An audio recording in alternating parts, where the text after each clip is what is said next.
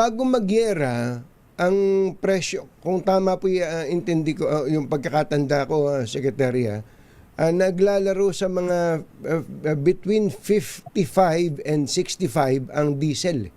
Yung Dito sa atin. Sa atin. Ngayon 75 na eh.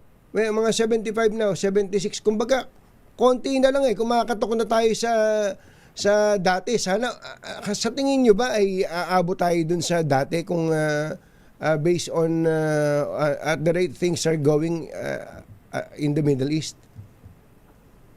Sa ngayon parang bababa pa naman siguro pero hindi ganun kababa. Yun yung assessment ng mga sa industry, no. Hindi siya babalik kung paano dati kasi may damage pa yan sa Middle East, yung ports nila, lahat pati yung mga oil facilities nila. So pero sana wag nang tumaas, no. Pero but it's possible na hindi siya babalik sa 55 or mga line of, no. Line of 50s. Kaya mahirap lang, speculative na yan eh. Kaya actually depende yan, hindi naman depende sa mga Pilipino yan, depende yan kung anong gagawin ni Trump doon.